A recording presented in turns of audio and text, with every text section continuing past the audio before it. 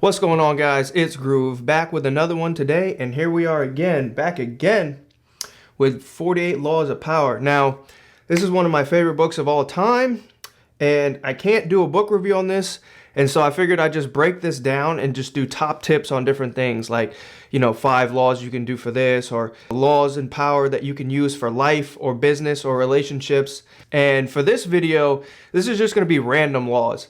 So this is just a hodgepodge of laws that I feel like are great and can help people in life, but they didn't really fit into one category specifically, like life or business or work. And these are just some random laws that I figured that were really important and can help a lot of people out. So the first law would have to be Law 9, which is win through action and not by argument. If you're trying to get somebody on your side, if you're trying to get power over somebody, you have to win them over through your action.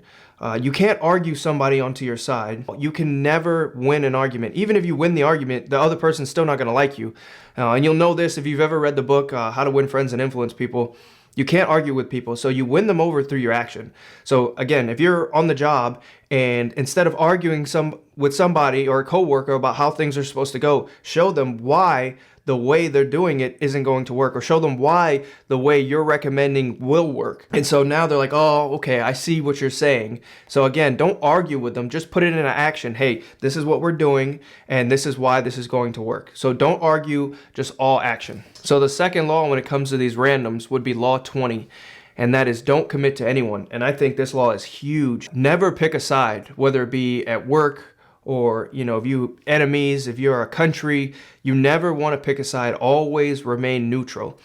I do this a lot in my life, and not because I'm trying to gain power, but just you never want to, if two people are arguing or if two people have problems, you never want to just be like, I'm on this person's side. You always want to sit there and say, I see where you're coming from, and then I also see where you're coming from. And so this keeps you out of the battle. It keeps you out of the argument. It allows you to keep friends on both sides. And so you can kind of use these people as you want to. And again, you don't have to pick a side. So now somebody else doesn't like you. And then the people that are on their side, they also don't like you. And it's like, whoa, hold up. Wait a minute. I didn't even do anything. And so never commit to anybody. Always be neutral. Always see things from both people's perspectives.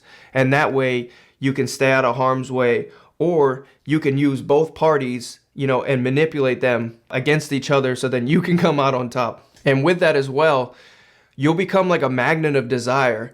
If you stay neutral, both parties will always try to get you onto their side. So they'll always trying to be doing stuff for you in hopes that you will, go to their side or be a part of their agenda or their argument or try to get you on their side. So you can kind of use it to your advantage to get gifts, to get power, whatever you want from these people, because again, they're trying to get you on their side, even though you're constantly remaining neutral. And you can even tell them, hey, I'm staying out of this. I'm going to remain neutral. I see where both of you guys are coming from.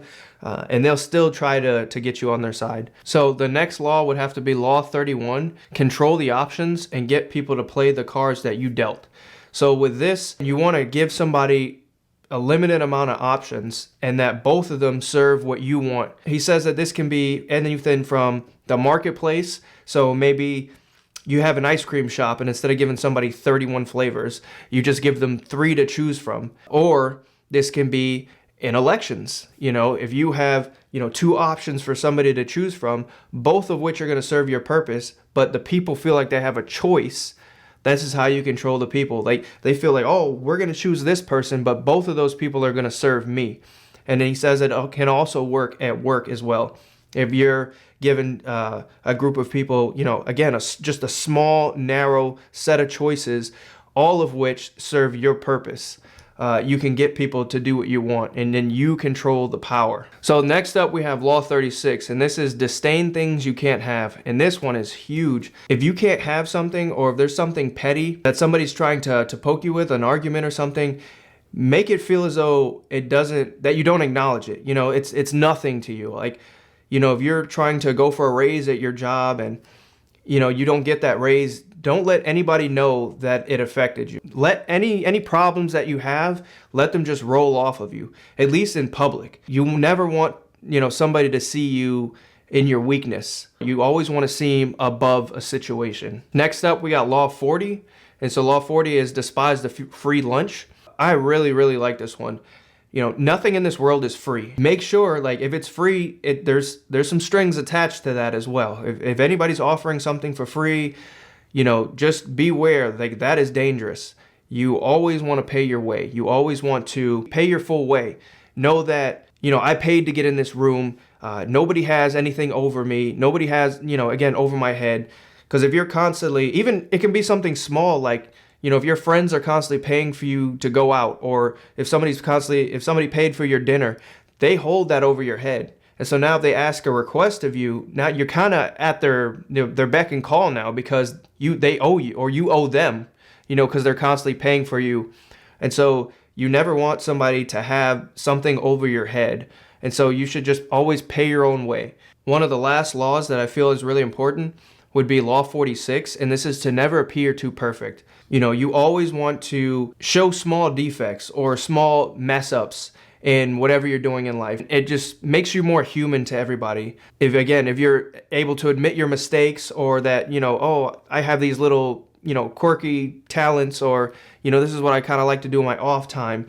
It makes you more human. And so people will like you more, and they won't despise you or envy you. Understand that when you feel too perfect, or when people feel like you are too perfect, that creates envy. And so you will constantly be getting backhanded compliments like, oh, they feel like they're too smart, but they have no morals, or they're powerful and they got a lot of money, but they cheated to get it. All of these are backhanded compliments or signs of envy. And so again, to stop this, you just show yourself as human. Don't be too perfect. Admit to your small mistakes, or, you know, your quirks, or, again, this is what I like. Maybe I like to play video games or read comic books. Make yourself more human. And so this stops the envy as you're climbing the ranks of getting more power. When it comes to never appearing too perfect, he really harps on envy. He says this is the greatest emotion that it evokes in people. And he says when somebody has envy for you, he says there's pretty much nothing you could do at this point. If you see somebody who envies you and you try to help them out, they're always going to feel like you're condescending to them. They're going to feel like you feel like you're too big for them, you're grander than they are.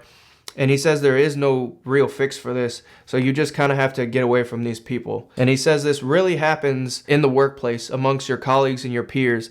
Again, if you're competing with your peers and, you know, everything is great, and then you may get that raise, or may get that promotion to that next level, you would think they would be happy for you, but at the same time, you guys are kind of competing. And so now that envy may kick in. So again, even before you get that raise, even before you go to that next level, always appear human. You know what I'm saying? Like, don't appear grander than them. Don't appear bigger than them or better than them. You make them feel like, you know, you're not that grand, or you didn't really want the power in the first place, or that position in the first place.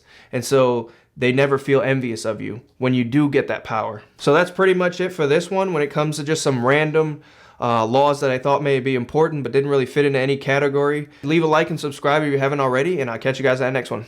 Peace.